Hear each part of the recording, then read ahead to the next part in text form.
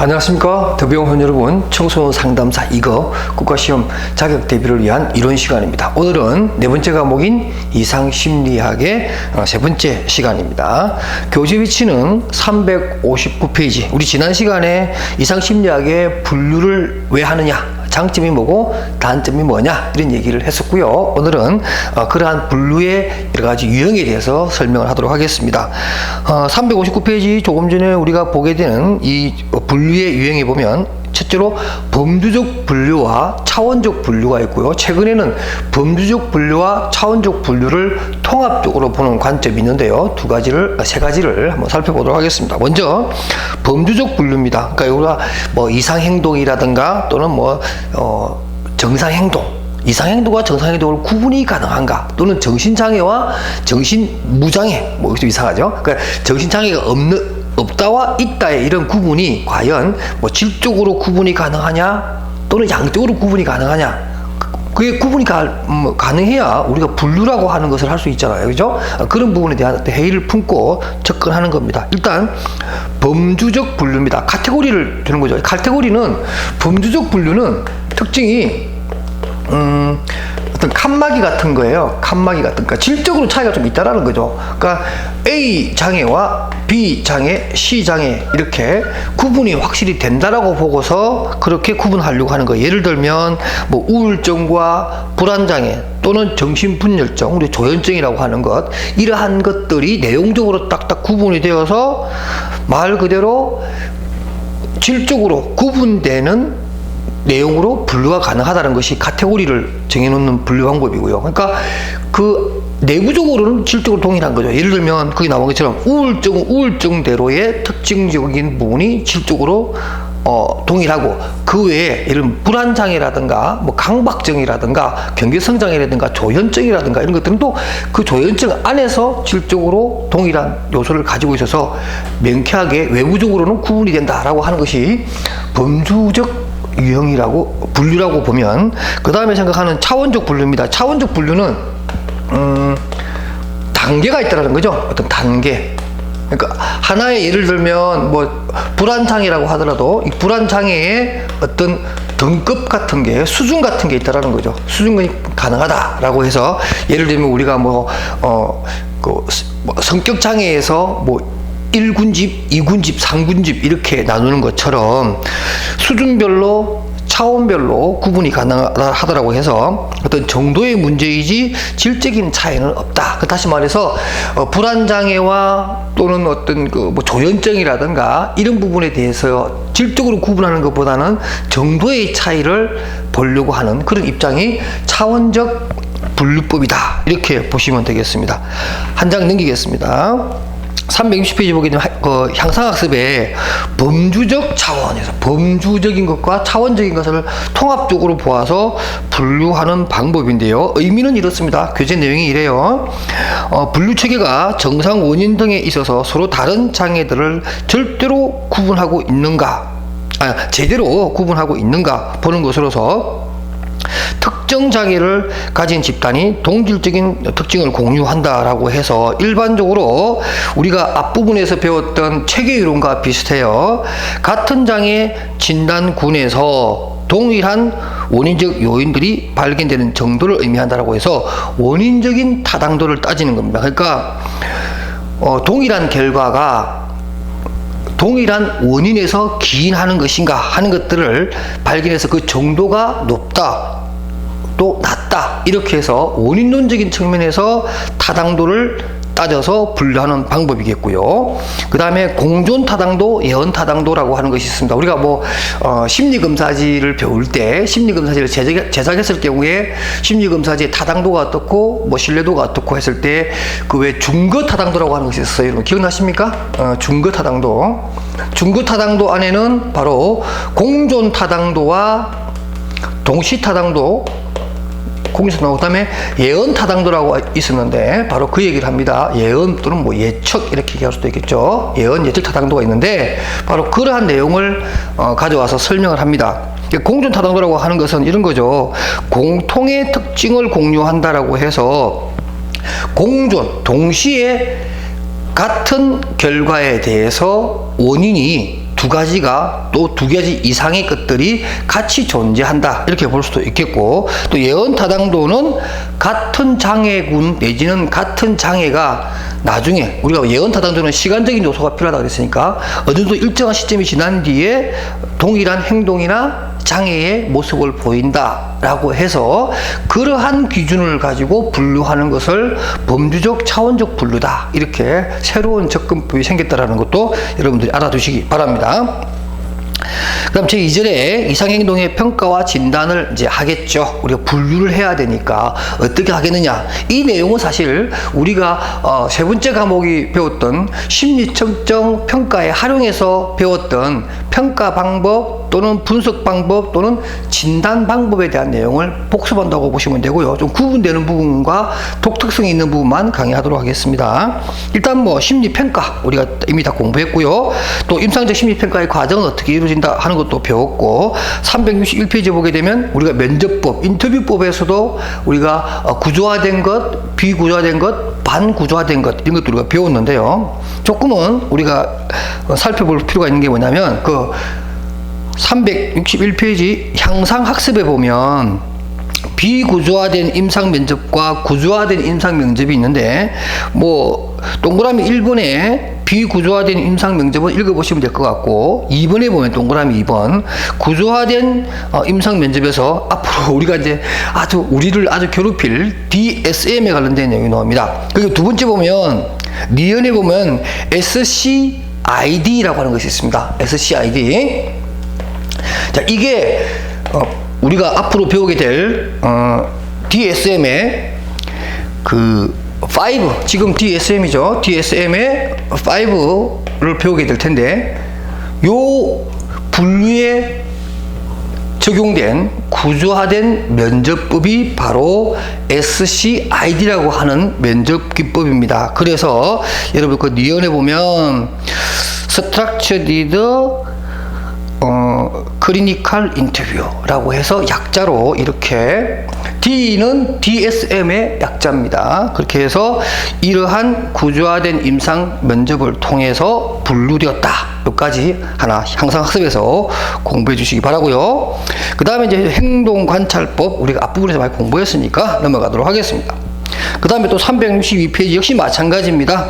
뭐 심리검사뿐만 아니라 심리검사의 유형이라든가 이런 것들, 뭐 투사적 검사, 객관적 검사 이런 설명들 제가 조금은 넘어가도록 하겠습니다.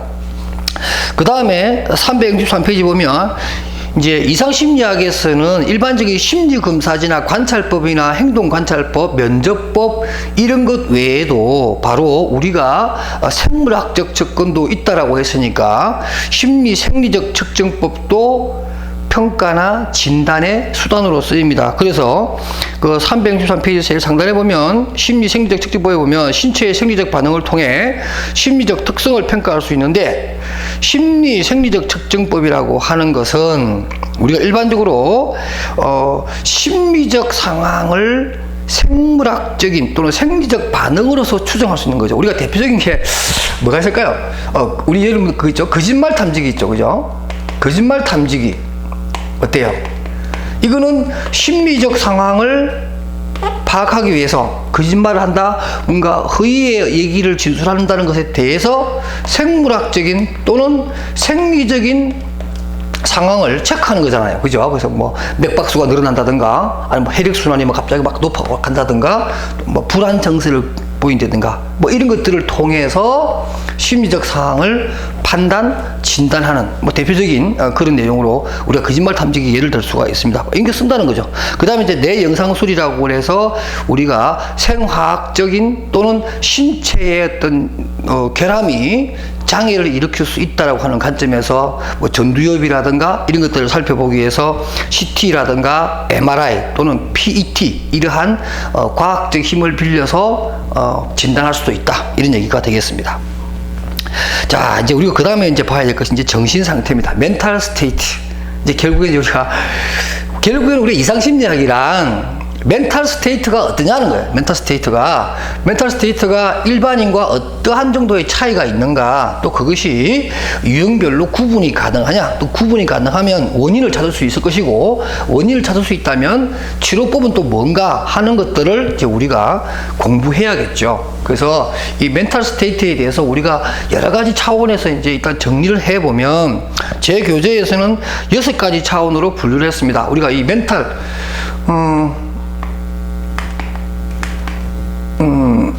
얘기죠. 멘탈 스테이트라는 것은 정신 상태입니다. 말 그대로. 정신 상태라고 좀 이상하네요. 정신 상태, 뭐 말 그대로 그렇게 봅시다. 정신 상태라고 하는 것은 우리가 여러 가지를 보겠지만 크게 나누어서 6가지를 보면, 우리가 일반적으로 뭐 의식의 병리, 그 사람 이 의식이 정상적이냐 아니냐, 우리가 뭐 친구들과 대화할 때는 뭐 개념 있는 애, 개념 없는 애 이런 얘기 하듯이, 야 걔가 의식이 있는 거야 없는 거야. 그 의식은 우리가 일반적으로 말하는 어떤 올바른 생각 이런 것인데, 여기서 말하는 의식이라고 하는 것은 각성, 깨어 있느냐 아니면 조금 흐리멍텅해 가지고 좀 이렇게 깨어 있지 않고 좀 이렇게 판단이 흐릿한 이런 상황이냐 이런 거고, 그 다음에 이제 사고 장애, 생각의 과정이나 생각의 내용이 장애가 있느냐, 그 다음에 정서나 행동에 어떤 장애가 있느냐, 정서적인 부분이 일반인과 많이 차이가 난다든가, 행동이 이상 행동으로 나간다든가 이런 것들이 있겠고, 그 다음 언어 장애도 있어요. 뭐 언어란 우리가 보통 나중에 표기는 뭐 보속증이라든가 이런 것들이 있는데, 같은 말을 반복한다든가, 또는 뭐 어떤 상황이 되면 말을 못하는, 그냥 함구증 같은 거죠. 말을 딱 함구해버리는 그런 장애. 그 다음에 이상 자각도 있어요. 이상 자각, 여러 가지 뭐 촉각이라든가 환청이 걸린다든가, 뭐 또 뭐 환후 같은 거, 남들은 모르는데 본인만 막 그 냄새가 난다고 막 그러는 경우가 있다든가, 마지막으로 이제 기억의 손상 같은 게 있겠죠. 우리가 보통 뭐 망각도 되겠지만 어떤 해마라든가 이런 쪽의 손상으로 인해서 일어나는 여러 가지 어떤 잃어버리는 상황들, 이런 것들을 우리가 크게 나누어서 총 6가지로 우리가 정신상태 6가지 영역에서 우리가 분석을 할 수가 있어요. 앞으로는 이 부분에 대해서 이제 공부를 좀 할 거고, 결국에는 우리가 배우게 될 DSM-5라고 하는 이것도 뭐 총 뭐 카테고리는 뭐 20가지로 분류했지만, 이 20가지 안에 들어가는 것이 결국은 이 6개 영역에 대한 세분화된 범주형 분류라고 보시면 됩니다. 그래서 우리가 일반론으로 이러한 정신 상태에 대해서 어떻게 6가지 차원에서 보는가 하는 것들을 363페이지부터 공부하도록 합시다. 먼저 의식의 병리입니다. 의식의 어떤 병적 원인이 몇 가지 어떤 상황을 야기시키는데요. 일반적으로 우리가 의식하면, 정상적인 의식이라고 하는 것은 경계와 각성과 명료입니다.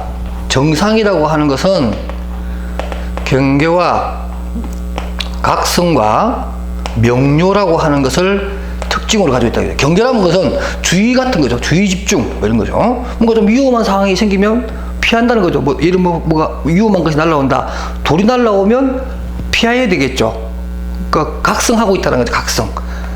그 다음에 각성이죠. 깨어있다라는 거죠. 느낌을 가지고 있고 그 정상적인 어떤 촉각이나 정상적인 오감을 발휘할 수 있는 것이고, 마지막으로 명료합니다. 어떤 사용하는 뭐 언어라든가 어떤 뜻하고자 하는 어떠한 그 내용들이, 행동이나 언어적인 행동들이 명료하고 본인 스스로도 말하는 내용을 알면서 얘기한다라는 거죠. 자기도 무슨 뜻인지 모르고 말하는 것은 정신 상태가 온전하지 못하다는 얘기죠. 그러니까 정상이라고 하는 것은 이 3가지가 조건이 충족되어야 된다, 이렇게 이해하시면 되겠습니다. 그러나 이것이 어떤 상황이 생기게 되면 이러한 정상의식이 혼탁이나 졸음이나 혼미 또는 혼수 상태, 우리가 보통 뭐 코마라고 하는데, 코마 상태에 빠지면서 결국에는 의식을 놓으면 죽음에 이르는 이러한 상황을 우리가 얘기할 수가 있겠죠. 그래서 이 의식은 양적 변화와 질적 변화를 겪게 되는데, 양적 변화로는 의식의 혼탁입니다. 예를 들면 생각이나 주의력이나 기억력 장애가 비교적 가벼운 수준에서 일어나지만, 그래도 기질적인 손상에 의해서 어느 정도 혼탁해서 명료하지 못하다. 그 다음에 두 번째 졸음이 해당되는 것이고요. 그래서 죄송합니다. 뭐 우리가 일반적으로 중추신경계 억제제라고 하죠. 사만 우울증 약을 과다 복용했다거나 그 다음에 또 뭐 둔부가 손상됐거나 간질과 같은 질병 등을 원인으로 인해서 우리가 이렇게 졸음이라고 현상이 일어날 수도 있다라는 거죠. 여기서 말하는 졸음은 잠잔다는 뜻이 아니라 그러니까 몽롱한 상태를 얘기하는 겁니다. 그 다음에 혼수, 코마라고 하는 것들. 그 다음에 의식의 질적 변화입니다. 제가 여기서 좀 쉽게 넘어가는 이유는 이 자체가 시험보다는 뒤에 나오는 SM 쪽에서의 이 부분을 좀 더 분류체계화해서는 이러한 각각의 상황을 어떻게 설명하느냐 하는 것들이 시험에 잘 나오기 때문에 여기서는 개념만 잡아가도록 하겠습니다. 의식의 질적 변화는 선망이라고 하는 것이 있습니다. 일반적으로 불안과 당황과 이런 경우를 동반하면서 아주 뭐 각성된 상태로서 막 흥분되어 있기도 하고 또는 불안 상태에 빠져 있기도 합니다. 그래서 뭐 진전선망이라고 해서 진전이라고 하는 것은 이렇게 손이 막 떨리는 거죠. 그래서 막 손을 떨면서 그냥 흥분하는 이 상태를 우리가 여기서 말하는 선망에 해당된 것이고요. 그 다음 혼돈. 기타로는 이제 몽롱 상태라고 해서 우리 일반적으로 간질 질환자들한테 많이 발견되는 그런 형태인데요. 갑자기 폭발적인 행동을 한다든가 격한 감정의 어떤 모습을 보이는 이런 것들이 해당됩니다. 그 다음에 이제 몽환적 상태, 이것도 마찬가지죠. 몽환 상태라고 해서 말 그대로 어떤 방향 감각, 우리 진압력이라고 그러는데요. 여러분들 그 진압력이라고 들어보셨죠? 진압력, 교재 364페이지 제일 상단에 있는 진압력이라고 해서 진압력. 진압력, 우리말로 하면 뭐 방향 감각 이렇게 얘기하고 영어로는 오리엔테이션이라고 합니다. 우리가 오리엔테이션이라고 하는 것은 여러분들 우리가 뭐 대학교 들어가면 신입생들 뭐 오리엔테이션 한다든가 이런 걸 하는데 이 오리엔테이션은 바로 그런 거예요. 내가 어떤 현실 검증력이죠. 지금은 언제고 그다음 여기가 어디고 내가 어떤 사람과 만나고 있고 이런 것들이죠. 그러니까 시간이라든가 장소라든가 어떤 벌어지는 사람, 뭐 관계하고 있는 인간 이런 것들에 대해서 내가 정확하게 인식한다라는 거죠. 이런 것을 잃어버리면 안 되는 거죠. 그 오리엔테이션이라는 게 그런 걸 거예요, 그죠? 우리가 어떤 처음 입학했을 때 이제 어떤 전체적으로 어떤 방향성을 우리가 알게 된 거예요. 진압력이라고 하는 것 자체가 우리가 우리가 그 자석을 진암철이라고 하죠. 진암철. 동북을, 그러니까 북과 남쪽을 가리키는 진암철이라고 그러는데, 요렇게 생겼잖아요. 그죠? 진암철 이렇게 우리 만들잖아요. 자석 이렇게 해서, 여기 까맣게 되면 빨갛고 파란 거 해서, 이거 북쪽, 남쪽 뭐 이렇게 해서 방향성을 알려주는 것인데, 바로 그러한 것을, 알지 못하는, 방향성을 잃어버리는 그런 겁니다. 그러므로 해서, 몽환적 상태를 얘기하는 것이고, 또 이러한 내용에서 또 혼미라고 하는 것도 있습니다. 혼미라고 하는 것은 우리가 함구증이라든가 무동증 이런 것들이 나타나는 증후군에 속합니다. 그래서 함구증은 우리가 보통 뭐 무언증이라고 하기도 하고 함묵증이라고도 합니다. 함묵증이라고 하기도 하는데 뭐 대부분 함구증이라고 하는 말을 많이 쓰니까 여러분과 저한테 통일해서 함구라는 말을 쓰도록 합시다. 말 그대로 함구라고 하는 것은 어떤 상황이나 어떤 단초가 되는 것들이 발생하게 되면 말을 하지 않는다는 거죠. 말은 어느 상이는 아니고요. 말을 하지 않는다. 이런 얘기입니다. 보통 이제 자폐 아동들에게 많이 발견되는 것이 함구증인데요. 조금 더 나아가서 함구증하고 좀 구분해야 되는 게 있어요. 그게 바로 실어증입니다. 실어증. 둘 다 결과적으로는 비슷해요. 둘 다 말을 안 하는 거죠. 이쪽은 아예 의식적으로 말을 닫아버리는 거고, 실어증은 말을 하고 싶어도 말을 못하니까 결국에는 그죠? 결과적으로는 말이 없는 거예요. 그런데 원인은 다르다는 거죠. 원인은 같은 동일한 결과지만 원인은 다르다. 실어증 같은 경우에는 이 의학적인 부분입니다. 이거는 어느 중추, 언어를 담당하는 뇌에 어느 중추가 훼손당해서 기질적인 손상으로 인해서 언어 능력을 상실한 그러한 상태에서의 내용이고, 이 함구증이라고 하는 것은 일반적으로 심리적 기제에 의해서 심리적 원인으로 인해서 스스로 말을 닫아버리는 상태를 얘기합니다. 결과는 같으나 원인이 다른, 그래서 실어증과 함구증은 다르게 이해를 해야 된다, 이렇게 보시면 되겠습니다. 그 다음에 이제 두 번째로는 사고장애가 일어날 수가 있습니다. 그래서 사고장애는 사고의 비약이라든가 364페이지 사고의 지연, 아주 이렇게 빨리 판단했는데 판단이 너무 느리다든가 비정상적이라는 거죠. 그 느린 속도가. 그 다음에 또 사고의 우원증이라고 해서 막 결론을 얘기하지 않고 막 두서없이 얘기하다가 겨우겨우 자기 하고 싶은 얘기를 어렵게 얘기하는 이런 우원증이 있고요. 반대로 탈원증이 있으면 탈원증. 막 두서없이 얘기해요. 그리고는 결국에는 자기가 하고 싶은 말을 못하는 거죠. 목적에 도달하지 못하는 이런 탈원증이 있고요.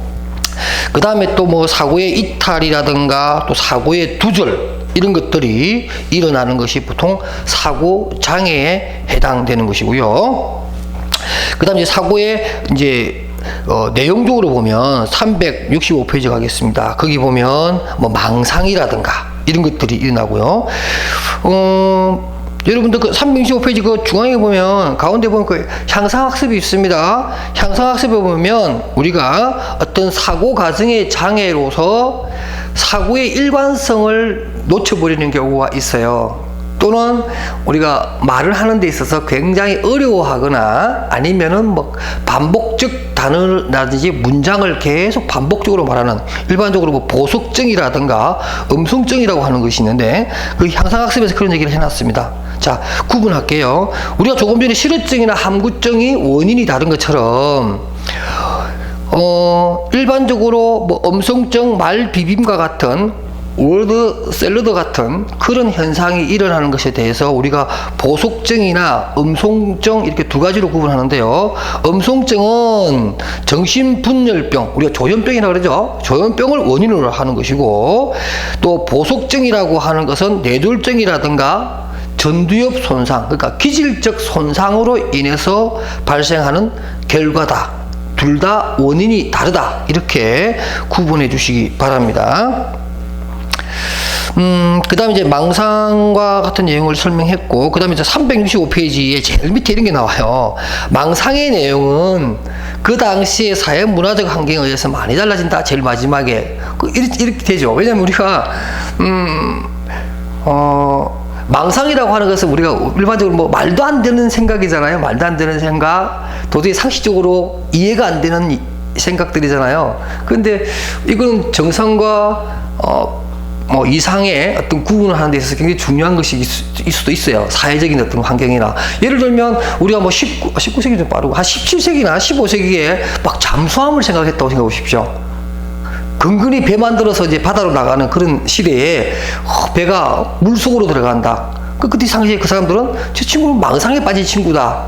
그렇게 얘기했을 거예요. 그러나 21세기에서는 그건 망상이 아니고 너무나 당연한 얘기죠. 그죠? 또 우리가 지난번에 한번 TV인가 봤더니 이제 어떤 놀라운 사실 중에 하나가 뭐 이렇게 하면서 소소한 생활 속의 얘기인데, 우리나라의 어떤 아동 만화 작가가 뭐 1960년대 말에 만화를 그렸는데, 거기에 뭐가 등장하냐면 말도 안 되는 얘기인데 사람들이 손에 TV를 들고 다니고, 이 TV로 만든 여기에 뭐 말도 하고 그림도 보내고 얘기도 하고 전화도 하고 음악도 듣고 이런 어떤 기계가 생길 것이다. 어린이용 만화에. 그때 그 당시에 사람들이 참 이건 뭐 망상도 보통 망상이 아니다. 도대체 말 되는 소리를 해야지 어떻게 TV를 손에 들고 다니고 여기다가 뭐 전화기처럼 말할 수도 있고 음악도 보내고 사진도 보내고 그럴 수 있느냐.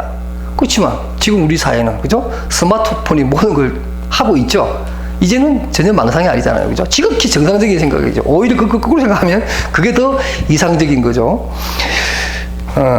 바로 그런 얘기가 되겠습니다. 그 다음에 316페이지에 보게 되면 그런 얘기가 나옵니다.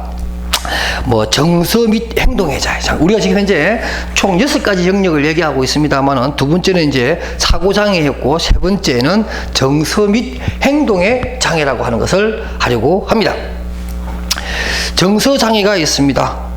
정동의 부적합성이 있고, 정동이라고 부적합성이라는 것은 정과 동입니다. 그러니까 조용할 때와 움직일 때를 잘 구분하지 못하는 거죠. 그러니까 우리가 뭐 조용해야 되는 어떤 장소에서 갑자기 뭐 시끄럽게 군다든가 아주 그냥 소란스럽게 군다든가 이런 행동도 스스로 자제하지 못하는 경우에 행동 장애로 볼 수 있다라는 거죠. 그래서 어떤 정서와 행동의 장애에서 또 대표적인 또 하나는 둔마라고 하는 것이 있습니다. 자신의 마음속에 있는 느낌을 외부로 적절하게 나타나지 못해서 그렇게 자기 감정을 드러내지 못하니까 다른 사람들 보기에는 둔마, 아주 둔해 보이는 사람이죠. 감정이 없고 감각이 없는 사람처럼 보이는, 그리고 무감동입니다. 전혀 어떤 슬프거나 기쁜 일에 대해서 자기 감정을 내보이지 못하는 경우가 있겠고요. 무쾌감이라고 하는 것, 우울증도 여기에 큰 틀에서는 속하게 된다, 그런 얘기고요. 그 다음에 불안도 마찬가지죠. 정서장애의 가장 대표적인 것이 불안장애에 속합니다. 바로 이런 것들이 있겠고요. 그 다음에 이제 행동장애에는 367페이지, 행동장애에는 지나친 활동이죠. 지나친 활동이라고 해서 일반적으로 우리 양극세 장애 중에서도 뭐 경조증 같은 이런 것들이 해당될 것이고, 갑자기 막 즐거워했다가 갑자기 기분이 다운되어 버리는 이러한 경우에 행동장애로 볼 수 있겠고, 그 다음에 상동증과 같은 또는 보속증과 같은, 상동증은 같은 행동을 계속 보이는 거고, 보속증은 같은 언어적인 활동을 반복하는 거죠. 문장이나 단어를 계속해서 이렇게 반복해서 하는 그런 것들이고요. 그 다음 기행증도 있을 겁니다. 기행을 보여줄 수도 있겠다, 이런 얘기고요.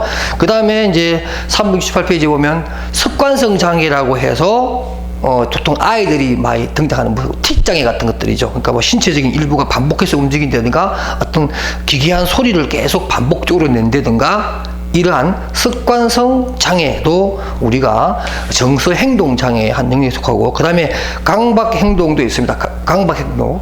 강박 행동은 우리가 강박 행동은 본인 스스로가 조금 인식하고 있습니다. 내가 이 행동이 안 되는데 하면서도 인식한 가운데에서도 자기도 모르게 무의식적인 작동에 의해서 그 행동을 또 해버리고 마는, 반드시 어떤 그 상황이 벌어지게 되면 자기는 그 상황이 벌어질 때 안 해야겠다라고 하면서도 또 자신이 통제할 수 없는 상황, 어떤 원인으로 인해서 그 행동이 반복되게 나오는 것을 갖다 우리가 강박 행동이라고 하는데요. 바로 이러한 것들도 크게 봐서는 정서 행동 장애에 속한다, 이렇게 얘기할 수 있습니다. 자, 지금까지 우리는 정신 상태, 멘탈 스테이트 6개 영역 중에서 지금까지 우리가 3가지를 살펴보았고요. 다음 시간에는 언어 장애부터 시작해서 마지막 6번째까지 강의를 이어가도록 하겠습니다. 오늘은 여기까지 하기로 하고요. 여러분 수고하셨습니다. 다음 시간에 뵙도록 할게요.